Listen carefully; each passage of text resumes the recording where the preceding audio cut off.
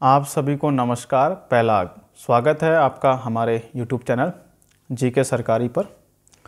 हिंदी व्याकरण सीरीज के तहत आज ये 5वां वीडियो है। अभी तक हम लोगों ने भाषा, लिपि, व्याकरण और उसके बाद संज्ञा का हम लोग अध्ययन कर चुके हैं, जिसमें आज हम लोग वचन पढ़ेंगे।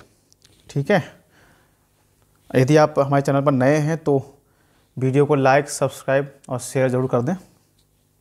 चलिए आगे बढ़ते हैं। वचन। अब वचन क्या होता है? संज्ञा, सर्वनाम और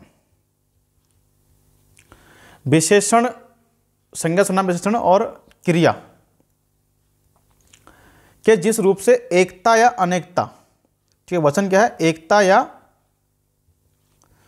अनेकता का बोध होता है। संज्ञा, सर्वनाम, विशेषण और क्रिया के जिस रूप से एकता और अनेकता का बोध होता है उसको वचन कहते हैं। ठीक है, और वचन का शाब्दिक अर्थ होता है संख्या वचन। क्या होता है? संख्या वचन।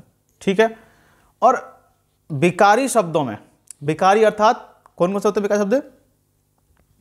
संज्ञा, सर्वनाम, विशेषण और क्रिया, ये क्या होते हैं? विकारी शब्द होते हैं। अर्थात विकारी शब्दों के जिस रूप से उनकी संख्या का बोध हो उसे हम वचन कहते हैं। ठीक है, और आपको यहाँ पर एक चीज ध्यान रखना है कि संज्ञा में लिंग, वचन एवं कारक के कारण रूपांतरण होता है। संज्ञा में लिंग, वचन एवं कारक के कारण क्या होता है? रूपांतरण होता है, यानी विकार उत्पन्न होता है।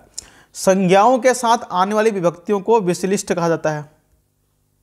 संज्ञाओं के साथ आने वाली विभक्तियों को, विभक्ति अर्थात कारक के जो चिन्ह होते हैं विभक्ति बोलते हैं, विभक्तियों क्या कहते हैं? विशिष्ट कहते हैं। और सर्वनामों के साथ आने वाली विभक्तियों को संश्लिष्ट कहा जाता है। क्या कहा जाता है? संश्लिष्ट कहा जाता है। ठीक है, संज्ञा का पद परिचय देते समय, यदि हमको संज्ञा का पद परिचय देना हो कि निम्नलिखित वाक्य में संज्ञाओं का पद परिचय दीजिए वाक्य में, तो किस प्रकार परिचय देंगे? तो सबसे पहले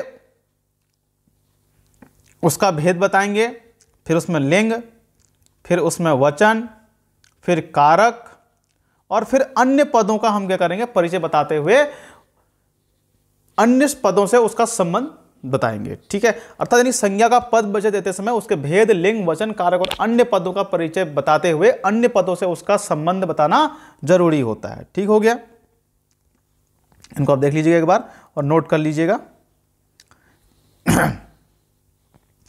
हिंदी में वचन दो प्रकार के होते हैं। ठीक है, एक वचन और दो वचन।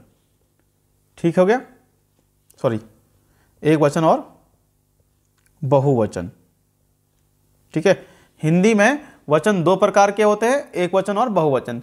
एक वचन अर्थात शब्द के जिस रूप से हमें किसी व्यक्ति, वस्तु, पदार्थ आदि की संख्या में एक होने का बोध। ठीक है, आदि क्या हो? संख्या में एक होने का बोध हो, एक वचन कहलाएगा।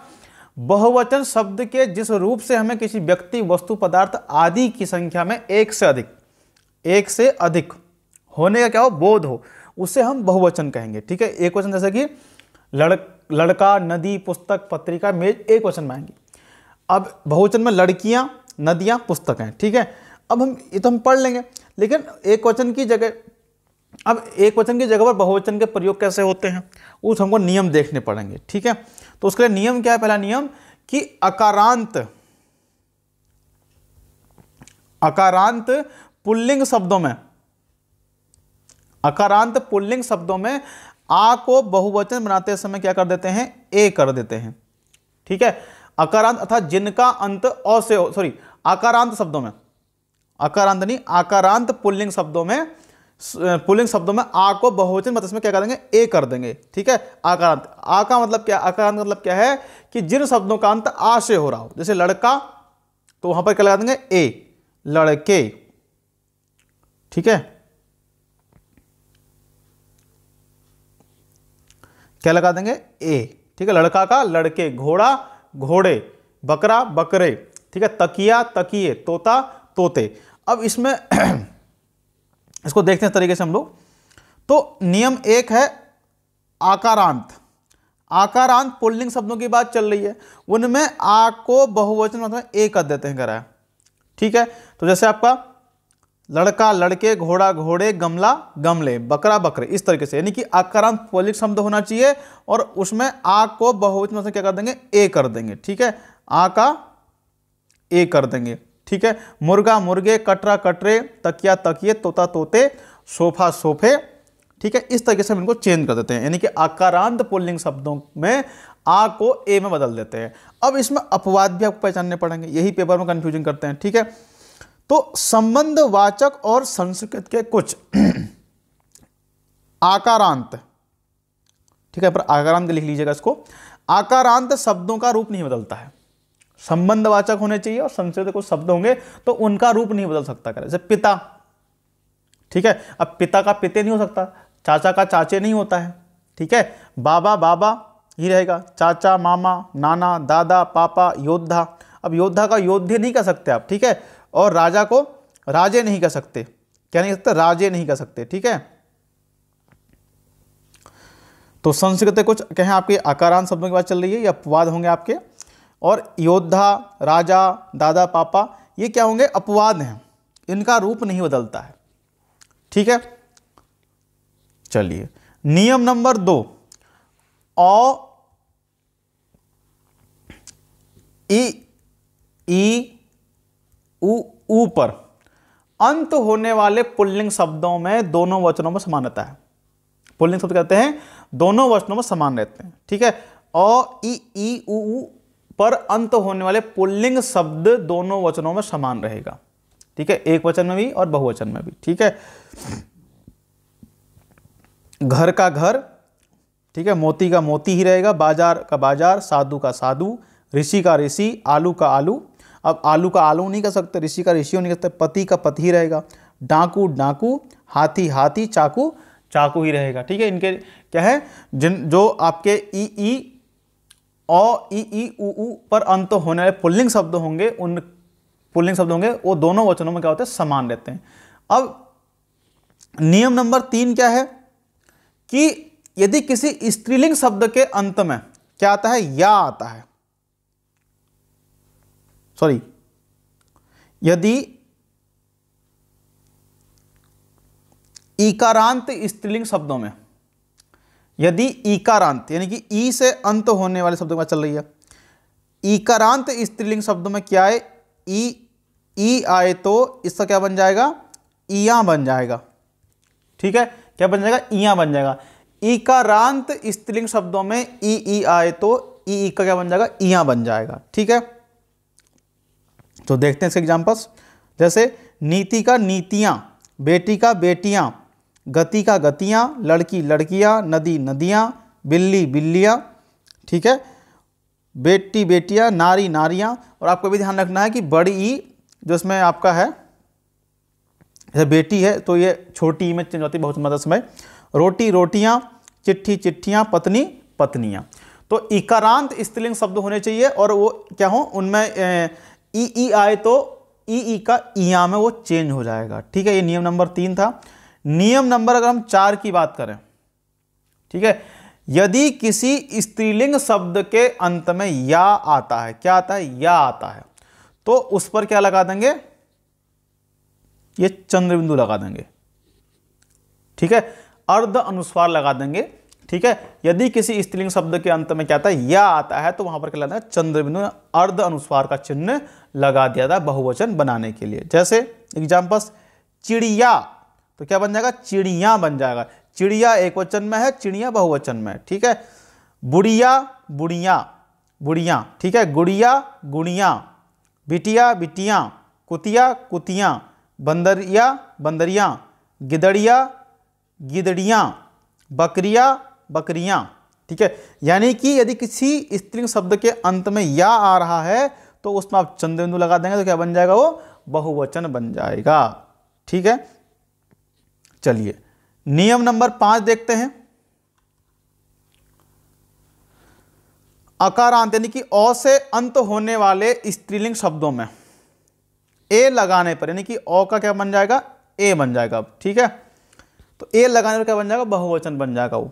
ठीक है, अकारांत होना चाहिए, स्त्रीलिंग शब्द होना चाहिए, और ए लगा देंगे तो क्या बन जाएगा, बहुवचन बन जाएगा। अब जैसे एग्जाम्पल्स, दुकान का दुकानें, आँख का आँखें, टांग का टांगें, पुस्तक पुस्तकें, महावत, इसको आप नोट कर लीजिएगा, महावत का महावतें, ठीक है, राह का राहें, यानी कि अकारांत स्त्रीलिंग शब्द होना चाहिए, उसमें ए लगा देंगे, यानी कि औ पर क्या लगा देंगे हम लोग, ए लगा देंगे तो क्या बन जाएगा, बहुवचन बन जाएगा। नियम नंबर 6 की बात करते हैं। तो कुछ आकारांत स्त्रीलिंग शब्दों में ए जोड़कर बहुवचन बनाए जाते हैं, ए, ठीक है। किस प्रकार से, आकारांत होना चाहिए कि आ से अंत होना चाहिए, उनमें क्या लगा देंगे, ए लगा देंगे, ठीक है, क्या लगा देंगे, ए लगा देंगे कुछ आकारांत स्त्रीलिंग शब्दों में, ठीक है। एग्जाम्पल्स हमको देखना पड़ेगा इसके लिए, ठीक है, यानी कि क्या होगा, ये आ होगा, इसमें क्या लगा देंगे, ए लगा देंगे, ठीक है। जैसे महिला महिलाएं, छात्रा छात्राएं, माला मालाएं, बालिका बालिकाएं, कविता कविताएं, गायिका गायिकाएं, ठीक है। यानी कि आकारांत आ से अंत होने वाले स्त्रीलिंग शब्द होने चाहिए वो, जिनके अंत में क्या रहा हो, आ रहा हो, ठीक है। इसमें आ लगा हुआ है तो इसमें क्या लगा देंगे, ए लगा देंगे, तो क्या बन जाएगा आपका ये, महिलाएं, ठीक है। इस तरह से आपको उसको चेंज करना पड़ेगा। जैसे माला है तो माला का क्या बन जाएगा, मालाएं, ठीक है। छात्रा का छात्राएं, ठीक है। इस तरह से चिन्ह होते हैं। नियम नंबर 7, ऐसे स्त्रीलिंग शब्द जिनका अंत किससे हो रहा हो, ऊ से हो रहा हो, उनमें भी ए लगाकर बहुवचन बनाते हैं, ठीक है।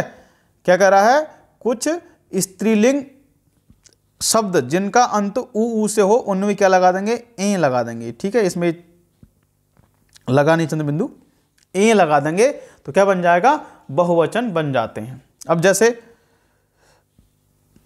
धातु का धातुएं, वस्तु का वस्तुएं, वधु का वधुएं, ठीक है, ऋतु का ऋतुएं, ठीक है। इस तरह को शब्द देख लीजिएगा इनको एग्जाम्पल्स। तो धातु का धातुएं, वस्तु का वस्तुएं, वधु का वधुएं, ऋतु का ऋतुएं, बदबू का बदबुएं और बहू का बहुएं, ठीक है। इस तरह को चेंज करते हैं। नियम नंबर 8, ऐसे शब्द जो हमेशा बहुवचन होते हैं, ठीक है। डायरेक्ट पूछता है निम्न में से कौन हमेशा बहुवचन में प्रयोग होता है, तो उनको आपको याद रखना पड़ेगा। कुछ शब्द हैं जैसे आंसू, साधु, चाकू, प्राण, ओस, गुरु, हस्ताक्षर, दर्शन, होश, बाल, होंठ, नेता, दर्शक, आशीर्वाद, समाचार, अक्षत, लोग, होश, ओंठ, भाग्य, रोम, बोल, अश्रु, केश, ये सब क्या है, ये हमेशा बहुवचन वाले शब्द होते हैं, ठीक है। कौन कौन से, आंसू, साधु, प्राण, हस्ताक्षर, ठीक है, गुरु, दर्शन, समाचार, इस तरह के शब्द क्या है, हमेशा ही बहुवचन में होते हैं, ठीक है।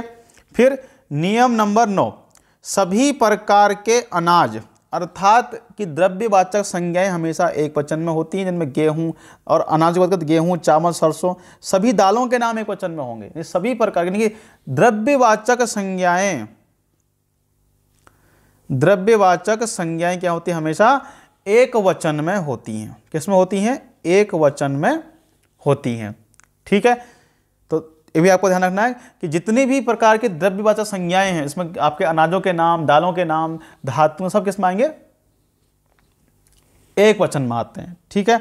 नियम नंबर 10, आदरणीय लोगों के लिए हम बहुवचन का प्रयोग करते हैं, ठीक है। अब माताजी खाना बना रही हैं, कौन बना रही है, माताजी खाना बना रही हैं, ठीक है। ये हैं का मतलब बहुवचन लग गया।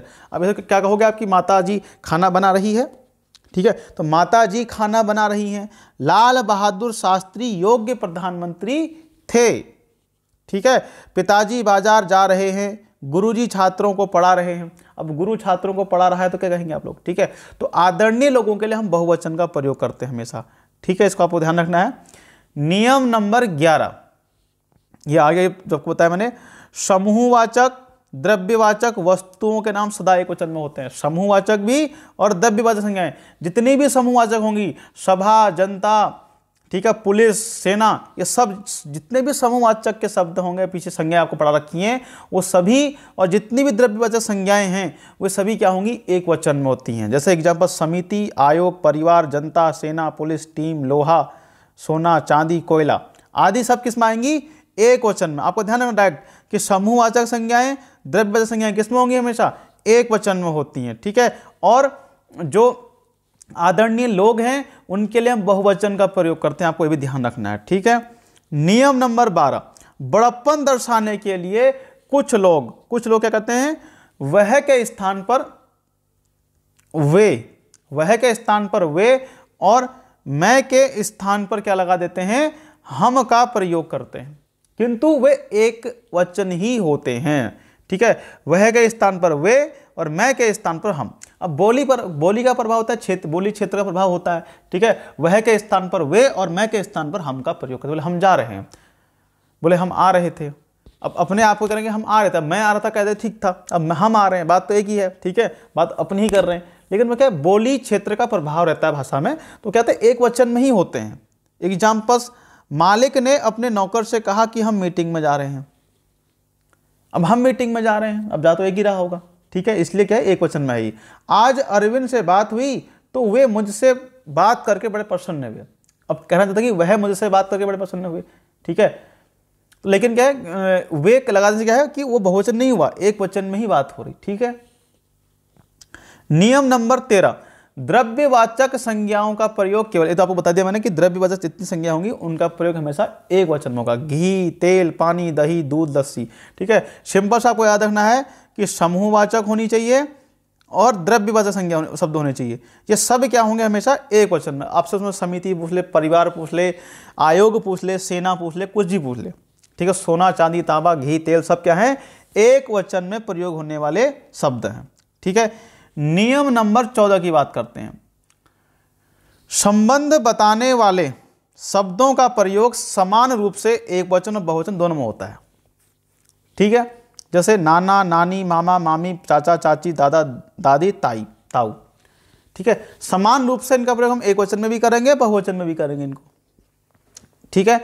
अब अपवाद क्या है, साला, भांजा, भतीजा, बेटा, बेटी, माता, ठीक है। इनका प्रयोग एक वचन में अलग रूप से होगा। साला आ रहा है, साले आ रहे हैं, अब साले बहुत सारे होते हैं, भांजे बहुत सारे होते हैं, ठीक है। भतीजे ऐसे ही बेटा, ऐसे ही माताएं, ठीक है। लेकिन कुछ चीजें हैं जिनका हम समान रूप से करते हैं, लेकिन कुछ चीजों के हमको अंतर करना पड़ता है। जैसे साला हो गया, भांजा, भतीजा।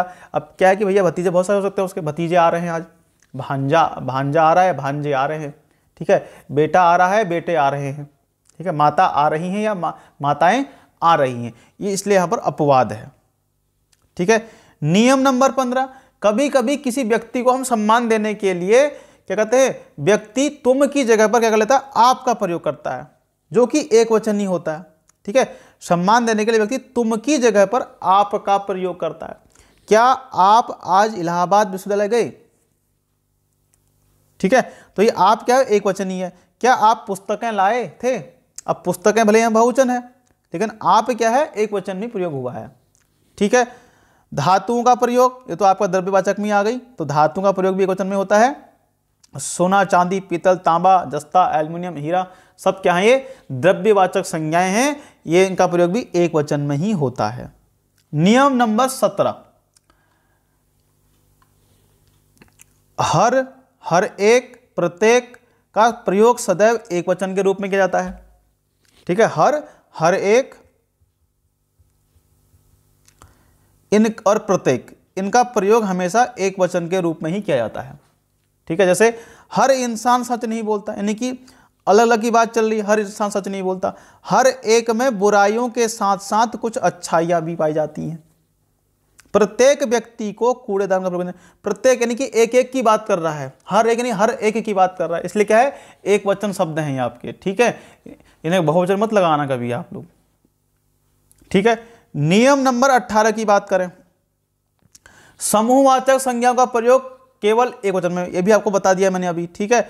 जनता, टोली, सभा, परिषद, पुस्तकालय आदि, ठीक है। जनता अपना प्रतिनिधि स्वयं चुनती है, सभा में सभी व्यक्ति मौजूद नहीं थे, ठीक है। तो ये शब्द क्या है, इस पर से एक वचन में आता है समूहवाचक, किंतु ज्यादा समूह का बोध कराने के लिए समूहवाचक संज्ञाओं का प्रयोग बहुवचन के रूप में कहता है। किसका बात कर रहा है कि ज्यादा समूह का, अगर हम एक समूह की बात करें तब तो एक वचन में है, अब हमको समूह ज्यादा दर्शाने हैं, ठीक है। कैसे? जनता ने अपने कई प्रतिनिधियों को चुना, ठीक है। प्रतिनिधि, ठीक है, जनता ने अपने कई प्रतिनिधियों को चुना। अब प्रतिनिधि कहता है यहां पर एक वचन में था, अब प्रतिनिधियों की बात चल गई, ठीक है। विद्यार्थियों की टोली ताजमहल देखकर आ रही है, अब विद्यार्थियों की टोली, अब यानी कि बहुत सारी टोलियों की बात चल रही है यहां पर, तो इसलिए क्या है, बहुवचन में चले जाता है, ठीक है। चलिए अब नियम नंबर 19 देखते हैं। कभी कभी एक वचन संज्ञा शब्दों के साथ, कभी कभी एक वचन संज्ञा शब्दों के साथ लोग, गण, जन, समूह, वृंद, दल, वर्ग आदि शब्द लगाकर भी उनका बहुवचन बनाया जाता है। जैसे छात्र का छात्रगण, नेता नेतागण, भक्त भक्तगण, मजदूर मजदूर वर्ग, कवि कवि वृंद, देव देवगण, बंधु बंधु वर्ग, गुरु गुरुजन, शिक्षक शिक्षकगण, नारी नारी वृंद, प्रजा प्रजाजन, देवता देवतागण, सुधी सुधीजन, अधिकारी अधिकारी वर्ग, श्रोता श्रोतागण, टिड्डी टिड्डी दल। इस प्रकार से क्या कहते हैं, इनमें लोग, गण, जन, समूह, वृंद, दल, वर्ग आदि लगाकर भी इनको क्या करते हैं, बहुवचन बनाते हैं। नियम नंबर 20, ऐसे शब्द जिनका एक वचन बहुवचन समान होता है। राजा, चाचा, मामा, जमाता, नाना, युवा, दादा, दादी, काका, फूफा, आत्मा, नाना, सौदा, पिता, दादी, जल। ये शब्द कैसे, इनका प्रयोग बहुवचन एवं एक वचन में समान रूप से होता है। जब वाक्य प्रयोग करेंगे तो वहां पर इनको देखना पड़ेगा, ठीक है। इनको आप देख लीजिएगा।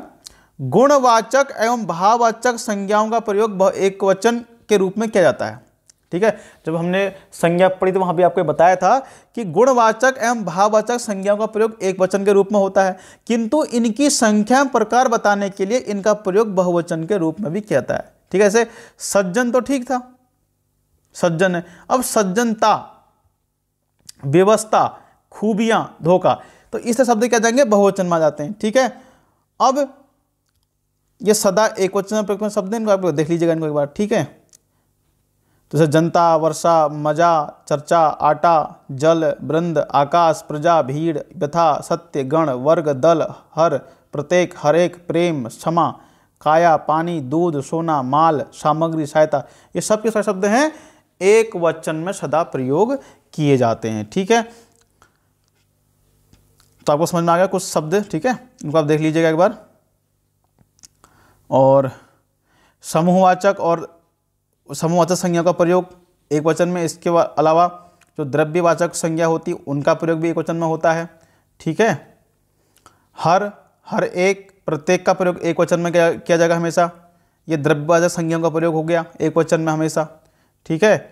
और सम्मान देने के लिए तुम की जगह पर आपका प्रयोग करते हैं, वह भी क्या होता है, एक वचन में ही होता है, ठीक है। संबंध बताने वाले शब्दों का प्रयोग समान रूप से एक वचन बहुवचन दोनों में होगा, लेकिन अपवाद क्या है, साला, भांजा, भतीजा, बेटा, माता, ये वाक्य प्रयोग क्या हम लोग प्रयोग करते हैं, ठीक है। चलिए फिर आज के लिए काफ़ी हो गया, तो ये वचन आपका निपट गया है। मिलते हैं अगली वीडियो में नए टॉपिक के साथ। यदि आप चैनल पर नए हैं तो वीडियो को लाइक, शेयर और सब्सक्राइब जरूर करें। चलिए।